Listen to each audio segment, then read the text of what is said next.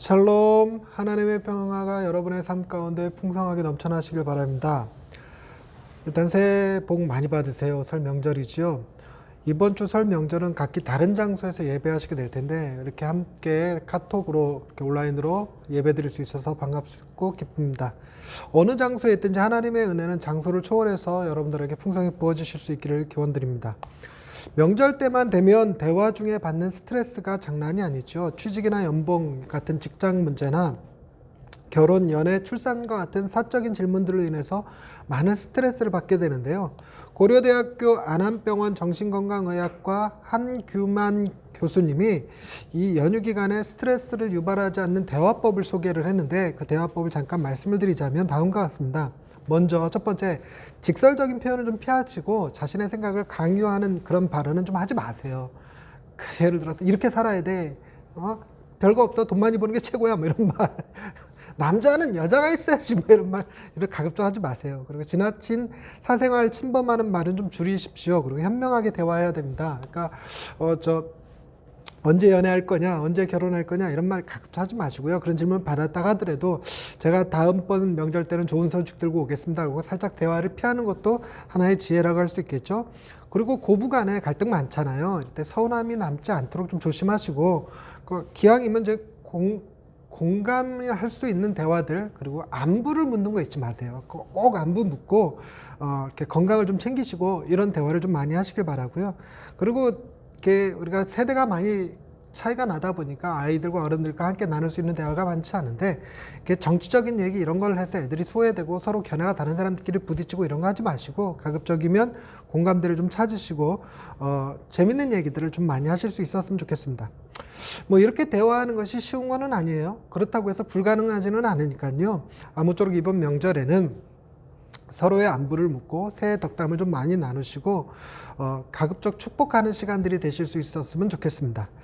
우리가 지난주에 예수님이 안식일에 갈릴리 회당에 들어가셔서 하셨던 일들을 살펴보았습니다. 예수님께서 이사야의 말씀을 읽으시고 그것을 오늘 우리 귀에 너희 귀에 응하였다라고 말씀하셨잖아요. 그 말씀이 결국은 우리를 대신해서 십자가를 지시겠다고 하시는 예수님의 자기 선언과 같은 것이다 라는 이야기를 했었는데요. 오늘은 그것에 이어서 이 예수님의 말씀을 들은 갈릴리 사람들, 나사렛 사람들의 반응에 대해서 좀 살펴보려고 합니다. 그들은 예수님이 요셉의 아들로 알고 있었기 때문에 예수님이 하시는 말씀이 좀 불편하게 들렸었는데요. 예수님은 그들에게 사렙다 과부와 나아만 장군의 이야기를 하시면서 본인이 자기 백성에게 환영받지 못할 것이라는 이야기를 하셨습니다. 그랬더니 그들이 더 크게 화가 나고 예수님을 오히려 죽이려고 했었죠. 그래서 결국 예수님은 죄인들의 손에 죽을 것임을 본문이 암시해주고 있는 것인데요. 오늘은 이 사렙다 과부 이야기와 나아만 장군의 이야기를 통해서 주님이 우리에게 주시는 메시지를 좀 나누고 주님이 당하실 고난의 이야기를 통해 은혜를 나누고자 합니다. 먼저 오늘 본문 말씀을 보시면 22절에 그들이 다 그를 증언하고 그 입으로 나오는 바 은혜로운 말을 놀랍게 여겨 이렇게 써 있잖아요. 은혜로운 말, 이 은혜로운 말을 해석하기는 은혜의 복음이라고 해석하거나 아름다운 말씀 이렇게 해석하기도 해요. 그러나 대다수의 많은 사람들이 아름다운 말씀 정도로 이제 이해를 하고 계시더라고요. 그러니까 단순히 이 말을 복음으로 들은 게 아니라 그들에게는 이게 어떻게 들렸냐면 굉장히 달콤한 이야기로 들렸다는 것입니다. 그러니까 달콤한 이야기, 그렇죠? 뭐 억압받고 있는 사람들에게는 해방이 달콤한 얘기고 가난한 사람들에게는 부자가 될 거라고 하는 게 달콤한 이야기겠죠. 우리가 이번 명절에 많이 나누셔야 될 덕담들입니다. 부자 되라는 말, 건강하라는 말 이런 말들이 될 것입니다. 아름다운 말씀들이죠. 근데 23절에 보니까 속담이 하나 등장합니다. 예수님께서 그들의 반응을 보시고 이런 얘기를 해요. 의사야 너 자신을 고치라 하는 속담을 인용하여 내게 말하기를 우리가 들은 바 가버나움에서 행한 일을 네 고향 여기서도 행하라 하리라. 이렇게 예수님이 지금 그들이 생각하고 있는 속마음을 캐치해내셨어요. 그래서 그 캐치해서 속담 하나를 얘기하셨는데 의사야 너 자신을 고치라. 여러분 무좀 있는 의사한테 무좀 치료해달라고 가고 싶지 않잖아요. 그러니까 그런 것처럼 이 말뜻은 남의 병을 고치는 사람이라면 먼저 자신의 병부터 고치는 것이 우선이다라는 얘기입니다. 그러니까 이 얘기를 왜 하셨냐면요. 예수님께서 가버나움에서 행한 여러 가지 이적들이 있었던 모양이에요. 그것을 네 고향 여기 갈릴리 나사렛에도 행하라. 그러면 우리가 믿게 뭐 이런 얘기쯤 될 텐데요. 근데 재밌는 거는요. 예수님이 다 가버나움에서 어떤 기적과 이적을 행하셨던 일이 성경에 기록되어 있지는 않습니다. 그러니까 뭘 알 수 있냐면 성경에 기록된 이적이 전부 다가 아니고 예수님께서는 다양한 이적들을 행하셨던 거예요. 그러니까 성경에 기록되지 않은 다양한 이적들도 행했는데, 보시면 우리가 지금 이 본문을 예수님의 공생애의 첫 번째 사건으로 누가복음에서 다루고 있는 거거든요. 그러니까 예수님께서 세례 받으시고 마귀에게 시험을 받으시고 그리고 나오셔서 첫 번째 행하신 일이 이 안식일에 그 회당에 들어가서 지난주에 살펴봤듯이 이사야 말씀을 인용하신 사건입니다. 그러니까 이것이 예수님이 행하신 첫 번째 일이 아님을 가버나움에서 있었던 이적 기사를 얘기하는 것에서도 알 수 있죠. 그러나 누가는 의도적으로 예수님을 소개하면서 이 사건을 첫 번째로 소개하고 있는 것인데, 그 이유가 왠지 뭔가 있지 않겠습니까? 그 첫 번째가 예수님이 오신 목적, 그 이사야에 예언되었던 말씀을 응하게 하시려는 것이고, 그로 인해서 받게 될 예수님이 배척당하시고 핍박당하시고 죽임을 당하실 것에 대한 어떤 암시를 담고 있는 얘기가 되겠죠. 근데 이제 이 말씀, 가버나움에서 행했던 여러 이적들을 네 고향 여기서도 행하라 라는 이 이야기를 통해서 알 수 있는 것이 있으니, 그게 뭐냐면요, 사람들은요 예수님께서 메시아라는 사실을 어렴풋이 짐작은 좀 돼요. 하는 말이나 행동들이나 그가 행하는 이적들이 보통 사람은 일단 아니니까, 그러니까 그가 메시아일 수도 있겠다는 생각을 하지만 우리가 아는 요셉의 아들이야. 그렇다 보니까 좀처럼 믿기가 어려워요. 그러니까 듣기는 했는데 내가 믿으려면 눈으로 직접 봐야 돼. 그러니까 우리도 그런 거 하죠.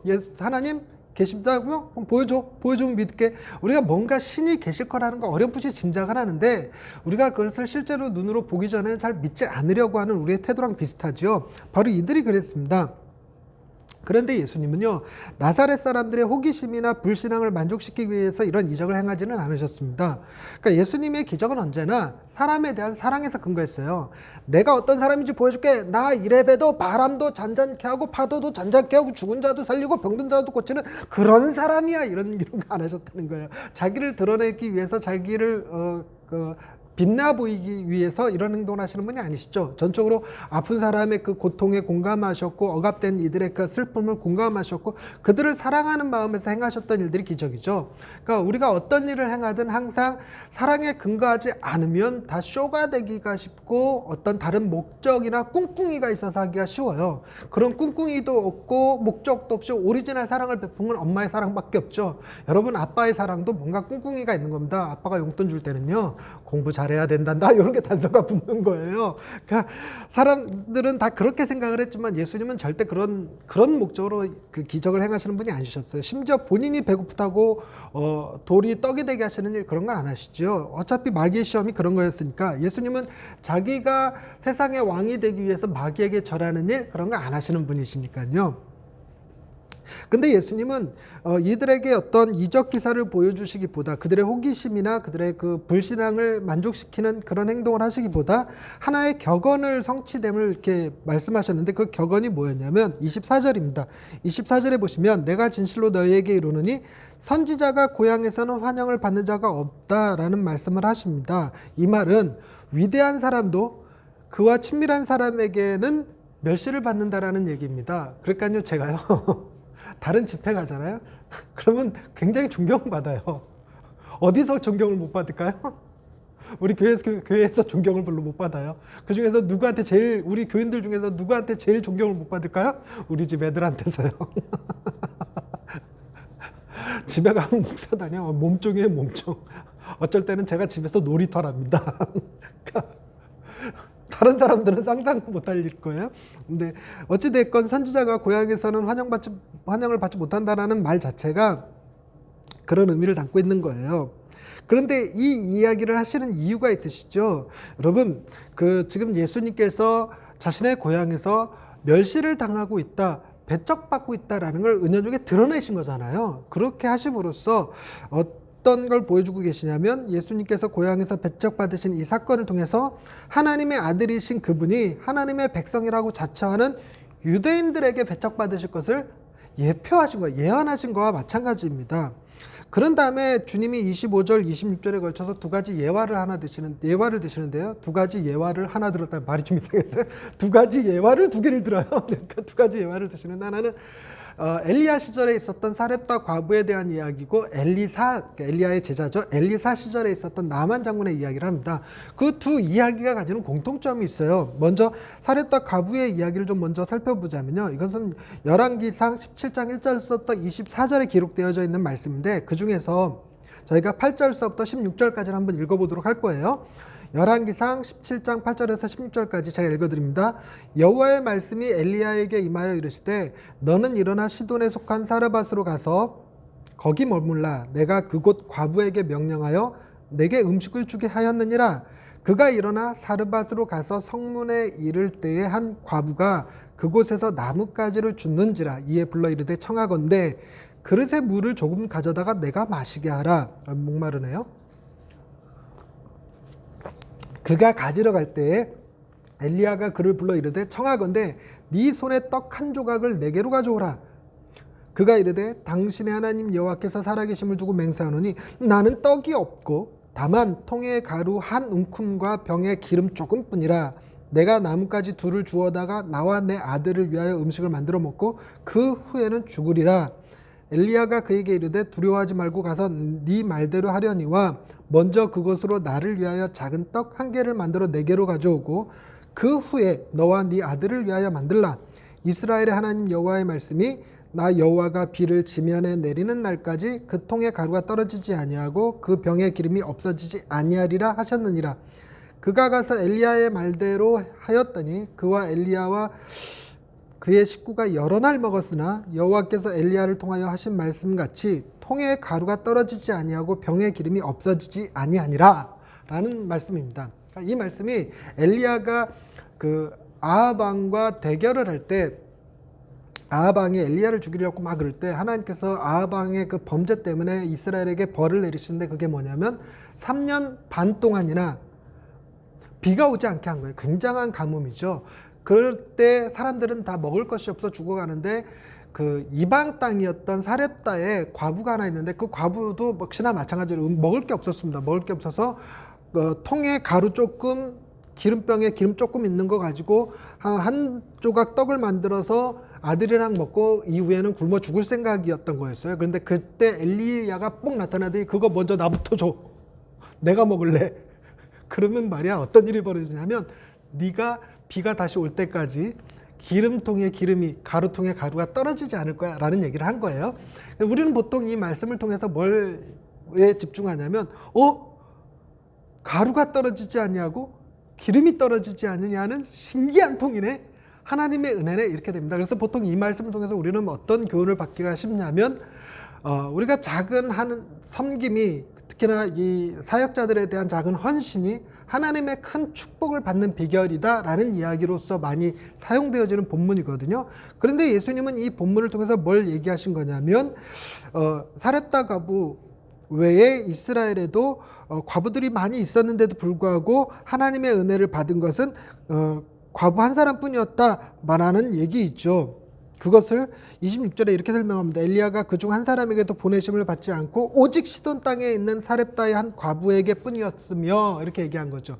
그러니까 이스라엘에 굶어 죽을 수 있는 과부들이 많이 있었는데 하나님은 이스라엘 사람이 아닌 이방 땅의 여자에게 그 은혜를 베푸셨다 그런 얘기입니다. 그런데 이것을 두고 예수님은 어떤 이야기를 하고 계시냐면 이스라엘이 엘리야를 배척했다. 나도 너희가 지금 배척하고 있는 것이다. 그래서 나도 이방인에게 갈 것이다. 뭐 이런 얘기처럼 하신 겁니다. 그리고 두 번째 하신 말씀이 나만에 대한 이야기겠죠. 이거는 열왕기하 5장 1절에서 19절 말씀인데요. 먼저 이제 8절부터 14절까지를 읽어볼 거예요. 열왕기하 5장 8절에서 14절 말씀 읽어드리겠습니다. 하나님의 사람 엘리사가 이스라엘의 왕이 자기의 옷을 찢었다 함을 듣고 왕에게 보내 이르되 왕이 어찌하여 옷을 찢었나이까? 그 사람을 내게로 오게 하소서. 그가 이스라엘 중에 선지자가 있는 줄을 알리이다 하니라. 나아만이 이에 말들과 병거들을 거느리고 이르러 엘리사의 집 문에 서니 엘리사가 사자를 그에게 보내 이르되 너는 가서 요단강에 몸을 7번 씻으라. 네 살이 회복되어 깨끗하리라 하는지라. 나아만이 노하여 물러가며 이르되 내 생각에는 그가 내게로 나와 서서 그의 하나님 여호와의 이름을 부르고 그의 손을 그 부위 위에 흔들어 나병을 고칠까 하였노라. 다메섹강 아바나와 바르발은 이스라엘 모든 강물보다 낫지 아니하냐. 내가 거기서 몸을 씻으면 깨끗하게 되지 아니하랴 하고 몸을 돌려 분노하였다나니 그의 종들이 나와서 말하여 이르되 내 아버지여 선지자가 당신에게 큰 일을 행하라 말하였다라면 행하지 아니하였으리까 하물며 당신에게 이르기를 씻어 깨끗하게 하라 함이니까 하니 나아만이 이에 내려가서 하나님의 사람의 말대로 요단강에 7번 몸을 잠그니 그의 살이 어린아이의 살 같이 회복되어 깨끗하게 되었더라. 그러니까 나병은 지금 불치병이 아닙니다. 나병은 지금 없어진 병인데요. 나병 비슷하게 우리가 느끼는 병들이 있습니다. 어린아이들이 겪는 아토피 같은 거 있잖아요. 그래서 아토피 가진 사람들이 이 본문을 읽으면서 그런 생각 많이 해요. 하나님 우리에게도 이런 은혜를 베풀어 주셔서 7번 씻기기만 해도 애들의 아토피가 싹 사라지게 해 주옵소서, 이런 기도 정말 많이 했었거든요. 그러니까 이 본문을 두고 우리가 쉽게 받아들이는 교훈들은 하나님 앞에 순종하면 하나님이 우리에게 축복해 주신다라는 개념으로 많이 읽혀졌는데요. 이 말씀도 주님이 이스라엘 땅에 나병 환자가 없어서 오직 나병 환자가 없어서 수리아 사람 나아만 뿐이었겠냐, 이런 얘기 하시는 거죠. 이것은 역시나 이스라엘 사람들의 배척을 받는 엘리사, 그것이 곧 예수님을 예표한다라고 지금 얘기하고 있는 것입니다. 근데 이 두 가지 이야기를 들은 나사렛 사람들의 반응이 매우 화가 났어요. 28절 말씀해 보시면 회당에 있는 자들이 이것을 듣고 다 크게 화가 났습니다. 도대체 왜 화가 났을까요? 이것은 사렙다 과부와 나아만 장군의 이야기가 신학자들은 이렇게 설명해 놨습니다. 이방인들이 복음을 영접함으로 하나님의 은혜를 입게 되고 유대인들은 불신으로 인해서 하나님께 배척을 받으리라는 예수의 말씀은 선민 사상으로 가득 차 있었던 나사렛 사람들을 격분케 하기에 충분했다라고 이야기합니다. 그러니까 마치 뭐와 같이 들리냐면요, 우리에게 하나님이 주셔야 될 복을 우리를 억압하고 있던 일본 사람한테 줬다, 뭐 이런 얘기처럼 들으니까 얼마나 기분 나쁘겠어요. 그러니까 너무 화가 나서 이들이 어떤 행동을 했냐면 29절에 일어나 동네 밖으로 쫓아내어 그 동네가 건설된 산 낭떠러지까지 끌고 가서 밀쳐 떨어뜨리려고 했습니다. 여러분, 나사렛이라는 지역이요, 해발 350m의 산기슭에 위치한 마을입니다. 해발 350m 산기슭이다 보니까 주변에 낭떠러지들이 많이 있었어요. 그러니까 거기까지 끌고 가고 예수님을 밀어버리려고 했는데 이 낭떠러지에서 밀쳐버리는 이 형벌이 구약에 있습니다. 역대하 25장 12절에 이게 있는데 이렇게 써 있어요. 역대하 25장 12절 말씀입니다. 유다 자손이 또 10,000명을 사로잡아, 10,000명 꽤 많죠? 10,000명을 사로잡아 가지고 바위 꼭대기에 올라가서 거기서 밀쳐 내려뜨려서 그들의 온몸이 부서지게 하였더라, 이렇게 얘기해 놨는데 이게 뭐냐면 그 이스라엘 백성들은 민족 반역자들을 처단할 때 이런 방식을 썼어요. 그러니까 우리로 얘기하면 일본에 부역했던 사람들을 죽이는 방식이 그들은 절벽에서 떨어뜨리는 거였다는 거죠. 그러니까 예수님을 지금 어떻게 죽이려고 했냐면 우리 이스라엘 백성보다 이방인이 복을 받는다는 얘기를 한 거기 때문에 이건 민족 반역죄야. 그러니까 예수를 낭떠러지로 끌고 와서 민족 반역자들의 처벌 방식으로 죽여버리자, 뭐 이랬다는 겁니다. 그랬는데 이게 마치 뭐와 비슷했냐면요, 예수에 대한 나사렛 사람들의 배척이 예수의 이적과 능력을 보고 따르던 많은 군중들이 도리어 예수를 십자가에 못 박으라, 십자가에 못 박아라, 십자가에 못 박으라고 외쳤던 그 모습과 매우 흡사한 일로서 결국 유대인들이 자신들의 메시아를 배척하게 되는 예표적 사건이라고 본 거죠. 그러니까 누가가 예수님의 첫 번째 공생의 사역을 소개하면서 다른 사건들을 앞서서 가버나움에 행했던 이적들도 있었지만 그럼에도 불구하고 이 사건을 먼저 기록한 것도 그런 의미가 있겠죠. 예수님이 행하신 일이 어떤 일이시며 그로 인해서 이스라엘 백성들이 어떻게 반응할 것이며 예수님이 나중에는 어떻게 돌아가시게 될 것인지에 대한 어떤 예표적 성격을 지니고 있다고 볼 수 있겠습니다. 그러니까 누가가 이 의사였기 때문에 아주 사건 하나를 이렇게 정할 때 그 누가의 탁월한 직관으로다가 본문을 잘 잡은 거겠죠. 그런데 30절에 놀라운 일이 벌어집니다. 30절 말씀, 예수께서 그들 가운데로 지나서 가시니라, 이렇게 써 있어요. 그러니까 분위기가 뭐냐면 이거 민족 반역죄로 처벌해야 돼 이러면서 예수를 딱 끌고 낭떠러지로 끌고 가서 막 밀어버리려고 그랬는데 어떻게 된 영문인지 예수님이 그들 사이로 쑥 지나갔다는 거예요. 그들 옆으로 이렇게 피해서 갔다는 게 아니라 그들 가운데로 이렇게 지나갔다는 겁니다. 한번 그림으로 상상하면 이런 거죠. 미쳐버릴 거야, 죽여버릴 거야, 딱! 그런데 시간이 멈춘 거예요. 사람들은 꼼짝도 안 해. 예수님이 키득키득 웃으시면서 가운데 이렇게 지나가는 거예요. 눈 돌려서 보여주도 말. 그래갖고 예수님이 지나가신다 해서 손가락 하나 딱 든게 딱 어디 갔어? 뭐 이런 느낌이기는 한데요. 이런 느낌이기는 한데 신학자들은 이걸 어떻게 해석을 했냐면 다음 세 가지 정도로 이렇게 의견들이 갈리더라고요.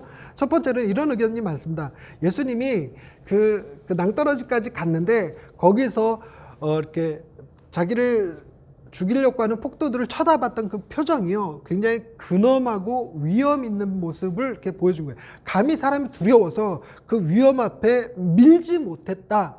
그래서 그들이 두려워 떨 때 지나갔다, 뭐 이렇게 주장하시는 신학자들이 있고, 두 번째로는 제가 아까 좀 전에 말씀드렸던 시간이 딱 멈춘 것처럼 이렇게 지나가는 거, 어떤 이적을 행하지 않으셨을까? 아니면 상상이니까 시간이 멈춰서 이렇게 한 거고, 어쩌면 이런 것도 가능하죠. 사람의 눈을 갑자기 멀게 해서 밀려고 그랬는데 어디 있는 거야 도대체가, 뭐 이렇게 해서 쏙 지나가게 했을 수도 있고, 그렇죠. 그러니까 얼음땡 하듯이 얼음, 그러니까 사람들이 밑에가 왜 안 움직여지지, 뭐 이렇게, 그러니까 뭔가 이적적인 일로 지나갔었을 것이다, 이렇게 얘기하시는 신학자들도 있고요. 그리고 재밌는 주장은 이런 것도 있습니다. 이 사람들은요, 안식일 규정이 굉장히 중요한 사람들이에요. 그러니까 낭떠러지로 밀려고 끌고 갔는데 안식일 날 걸을 수 있는 거리가 있어요. 그 거리 이상 걸으면 안식일법을 어긴 거예요. 근데 낭떠러지가 그거보다 조금 더 먼 거야. 그래서 여기까지 끌고는 갔는데 못 밀어. 조금 멀어. 그랬다는 주장도 있기는 합니다. 근데 뭔가 정확하게 이거다라고 설명할 수는 없어요. 학자들도 추정하는 것뿐이지 자기 말이 무조건 맞다 이렇게 주장하는 건 아닙니다. 그런데 우리가 하나 알 수 있는 것은, 정확한 이유는 알 수 없지만 주님은 어떤 방법으로든 폭도들 사이를 지나가실 수 있는 분이시라는 거죠. 이게 굉장히 큰 교훈을 주는데요. 여러분, 예수님께서 십자가를 지신 사건을 예수님이 무능력해서 십자가를 진 게 아니에요. 예수님은 얼마든지 십자가를 거부하실 수도 있는데 십자가를 지셨다는 것을 보여주는 것이기도 합니다. 근데 오늘 본문 말씀을 통해서 제가 세 가지 정도를 여러분들에게 은혜로 함께 나누고자 하는데, 첫 번째가 이런 겁니다. 여러분, 우리는 예수님을 나사렛 사람들과 달리 예수님을 배척하지 않고 예수님을 환영했기 때문에 구원받은 게 아니에요. 여러분, 우리도 예수님을 배척하는 사람들이었습니다. 예수님께서 고향에서 배척받으신 이 사건은요, 유대인들의 메시아 배척 사건으로 보는 것과 같아요. 그러니까 나사렛에서 배척받았지만 결국은 유대인들이 예수를 배척한 것이고, 더 나아가서 인류 전체가 예수님을 배척한 겁니다. 그러니까 예수님께서 십자가에 달려 돌아가실 때 유대인들이 자기들만 작당해서 예수님을 십자가에 죽인 게 아니고, 거기에는 본디오 빌라도 로마 총독이 관여한 거고, 그리고 사형 집행은 누가 했냐면 로마 군인들이 했어요. 그러니까 유대인들에 의해서만 죽은 게 아니라 유대인들과 당시 이방인의 대표격으로 여겨지던 로마와 합세해서 예수님이 돌아가신 거죠. 더더군다나 예수님께서 십자가에 달리실 때 유대인의 왕 예수라고 이렇게 명패가 붙어 있었는데, 그게 세 가지 언어로 써 있었어요. 그때 당시 로마가 지배 세력이었기 때문에 로마의 공용어였던 라틴어로 하나 써 있었고, 또 하나는 히브리 장소, 그러니까 이스라엘에서 행해진 처벌이었기 때문에 히브리어가 쓰여 있었습니다. 그리고 또 하나가 뭐가 써 있었냐면, 그때 당시엔 그리스 문화가 굉장히 인기 문화였어요. 지금은 K컬처지만 그때는 그리스 컬처였거든요. 그러니까 그리스 컬처가 이제 세상을 지배하고 있던 때이기 때문에 사람들이 헬라어를 썼어요. 지금의 영어를 쓰듯이 헬라어를 쓰는 사람들이 많아서 헬라어로도 쓰여져 있습니다. 그러니까 라틴어, 헬라어, 히브리어로 쓰여져 있다는 얘기는 온 세상이 예수를 배척했다는 얘기죠. 결국은 예수님이 이스라엘의 배척을 받으셔서 이방인에 가서 이방인들이 그 예수를 환영해줘서 이방인들을 주님께서 은혜를 베푸셨다, 그런 얘기가 아니라, 인간은요 원래 이렇게 악한 존재라는 거예요. 인간은 하나님이 보내주신 그 아들을 받아들일 만한 능력을 갖고 있지 않습니다. 게다가요, 여러분, 이 나사렛 사람들이 예수님이 얘기하신 사렙다 과부와 나아만 장군의 이야기를 들고 격분하잖아요. 우리도 동일합니다.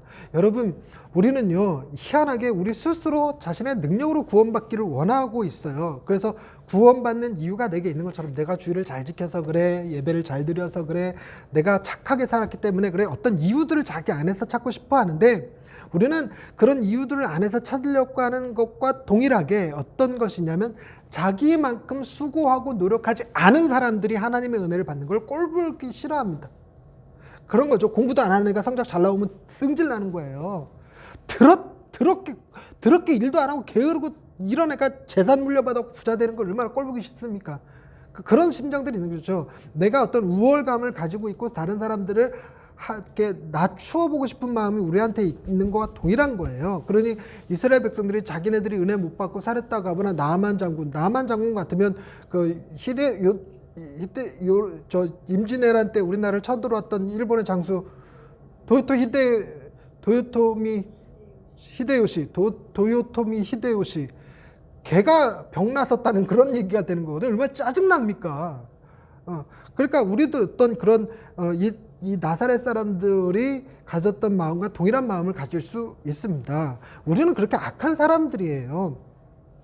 그래서 여러분 나사렛 사람들을 보면서 야, 너무했네. 어떻게 지 고향 선지자인 예수님을 낭떠러질 걸 아무리 삐졌다고 아무리 짜증난 그래 안 되지 이런 마음을 갖는다고 하면 그게 동일하게 우리도 그런 나사렛 사람들처럼 하나님의 은혜를 받기에 부족한 사람들이라는 게 맞습니다. 우리는요 사실 우리가 생각하는 것보다 훨씬 더 큰 죄인들입니다. 그리고 두 번째는 이런 겁니다. 예수님은요 당신을 배척하고 죽음의 길로 몰고 가는 이들에게 희년을 선포하기 위해서 그들에게 해방을 선포하기 위해서 십자가를 지신 분이라는 사실입니다. 예수님의 희생은요 우리의 죄 때문이기도 했지만 우리의 죄 때문에 그분이 돌아가신 게 맞기는 하지만 우리가 예수님을 죽음의 길로 몬 것과 또 동일합니다. 그러니까 예수님을 누가 십자가에 죽였어? 우리가 죽인 거예요. 우리의 죄 때문에 돌아가셨지만 우리가 죽인 겁니다.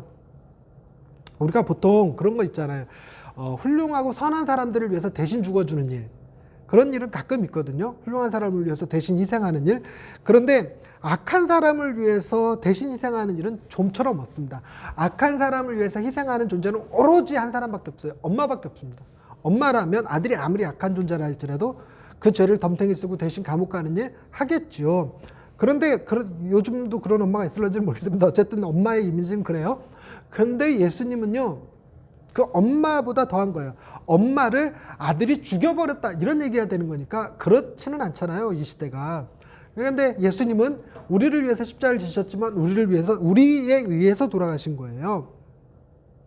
그래서 예수님의 사랑을 어떻게 표현하냐면 예수님은 우리를 너무너무 사랑하셔서 우리를 위해 십자가에 죽으셨지만 당신을 십자가에 죽인 예수를 십자가에 못 박으라 외치던 사람들을 위해서 예수님의 손과 발에 못질하던 사람들을 위해서 예수님의 옆구리에 창으로 찌른 그 사람을 위해서 십자가에 달려 죽으신 거죠. 예수님의 사랑은 그만큼 컸습니다. 그래서요 우리는 이 말씀 속에서 두 가지를 깨달아야 됩니다. 우리는요 예수를 죽인 사람이다라는 고백을 할 수 있어요. 왜냐하면 우리는 예수님이 그런 우리를 위해서 십자가를 지셨고 우리를 용서하셨다는 사실을 아니까요. 그래서 겸손해져야 합니다. 우리도 악한 사람들입니다. 겸손함을 배우실 수 있어야 되고 더불어서 그런 우리를 위해서 주님이 십자가를 지시고 죽으셨다는 그로 인해서 우리의 죄가 용서받았다는 담대함이 좀 있으셔야 돼요. 우리는 하나님의 놀라운 사랑을 받는 존재입니다. 마지막으로 세 번째로 생각해 볼 수 있는 게 있는데요. 예수님은요 얼마든지 십자가를 거절하실 수 있었습니다. 그러나 순종하심으로 십자가의 죽음을 순종하심으로 우리를 구원하셨습니다.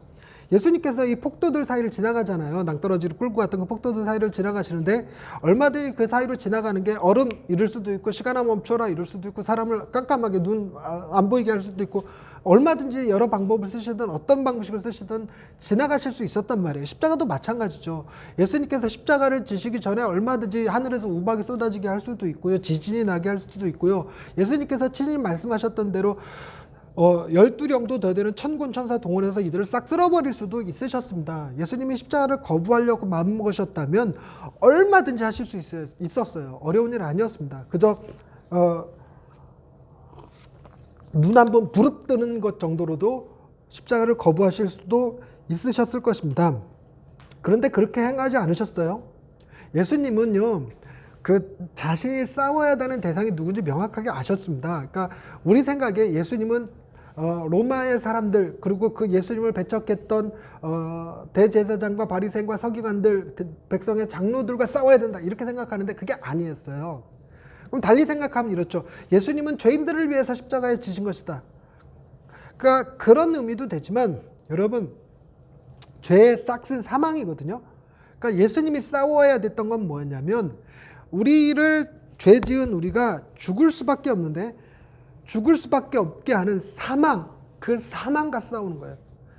예수님의 싸워야 될 대상은 로마 군인도 아니고 이스라엘 백성들도 아니었어요. 로마 군인이나 이스라엘 백성은 구원해야 될 대상이었고, 그들을 지옥으로 끌고 가는, 죽음으로 끌고 가는 그 사망의 권세와 싸우는데, 사망의 권세와 싸우는 방식이 뭐였냐면 우리의 죄의 대가인 사망을 주님이 대신 지시는 거였어요. 주님은 그래서 순종하신 거였습니다. 그래서 하늘의 천군천사 동원해서 우리를 없애는 방식이 아니라, 그랬으면 사망한테 졌겠죠. 주님은 사망을 받아들이심으로 사망을 이기셔서 부활하신 겁니다. 그게 놀라운 사건이었습니다. 이게 주님이 강함으로 승리하신 것이 아니라 그분의 약함을 가지고 승리하신 것이 주님의 십자가 사건이었어요.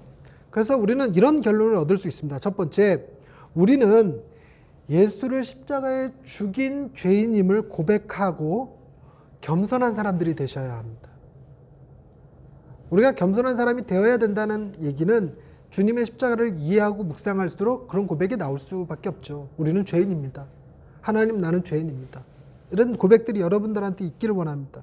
두 번째는요, 우리를 위해서 엄청나게 희생을 하신 주님의 사랑을, 그 놀라운 사랑을 보고 좀 담대해지시기 바랍니다. 내가 죄인인 거는 맞지만 이런 죄인을 온 우주의 창조자이신 하나님께서 받아주셨고 사랑하여 주셨고 당신의 아들로 삼아주셨다라고 하는 그런 자신감을 좀 가지십시오. 우리는 죄인이지만 하나님의 사랑받는 자녀입니다. 세 번째로는 우리는 강해져야지만 이길 수 있다는 생각을 갖거든요. 지혜로워져야 되고 돈이 많아야 되고 힘이 있어야 된다고 생각해요. 그래서 세상을 이길 거라고 생각하는데, 주님이 보여주신 이 십자가 사건은요, 강하지 않아도, 지혜롭지 않아도, 돈이 많지 않아도, 즉 얼마든지 우리의 약함으로도 세상을 이길 수 있는 사람들이라는 사실을 가르쳐 주는 거예요. 여러분, 이게 굉장히 중요합니다. 금년 한 해 여러분, 다른 사람들과 비교해서 승진해서 좀 떨어지고, 성적에서 좀 떨어지고, 재물 비교해서 좀 떨어지고, 건강면에서 좀 떨어진다고 해서 좌절하거나 포기하지 마십시오. 하나님은 연약한 자를 들어서 강한 자를 부끄럽게 하시는 분이며, 어리석은 자를 들어서 지혜로운 자의 지혜를 파괴하시는 분이세요. 하나님이 붙들어 쓰시는 분들은 그들이 강해서 잘나서 문벌이 좋아서가 아니에요. 하나님은 우리의 약함 가운데 거하시며 우리의 약함이 도리어 세상을 이기는 무기가 되게 하신 분이십니다. 그러니 그 믿음 가지시고요, 금년 한 해도 좌절하거나 포기하지 마시고 승리하실 수 있는 예양의 식구들이 다 되시기를 바랍니다. 하나님은 여러분들을 사랑하시고 여러분들이 세상에서 이길 수 있는 힘과 지혜를 주시는 분이심을 믿으시기를 주님의 이름으로 축원합니다. 기도하십시다. 하나님, 우리 안에는 악한 마음이 가득 차 있습니다. 우리보다 못난 사람들이 구원받고 은혜 받는 것을 배아파합니다. 그러나 하나님의 사랑은 우리가 그들 못지않게 얼마나 큰 죄인이고 얼마나 큰 허물 많은 사람들인지를 깨닫게 해줍니다. 그럼에도 불구하고 우리의 모든 연약함을 주님께서 대신 감당하시고 우리를 구원하신 그 사건을 통해서 또한 우리가 얼마나 큰 사랑받는 존재인지를 알게 해주셨습니다. 그리고 우리는 얼마든지 세상 가운데서 연약할지라도, 마음이 약하고 가진 게 없고 부족한 사람일지라도 세상을 이길 수 있는 자임을 알게 해주셨습니다. 그래서 우리는 좌절하지 않을 것이며 포기하지 않을 것이며 주눅들지 않을 것이며 열등감에 사로잡히지 않을 것입니다. 우리는 강합니다. 우리는 지혜롭습니다. 우리에게 강함과 지혜가 되시는 하나님이 함께 하시기 때문이지요. 이 믿음 가지고 금년 한 해도 믿음 안에서 기뻐하며 즐거워하며 담대하게 세상을 살아갈 수 있는 예양의 식구들 다 되게 하여 주옵소서. 예수님의 이름으로 기도드립니다. 아멘.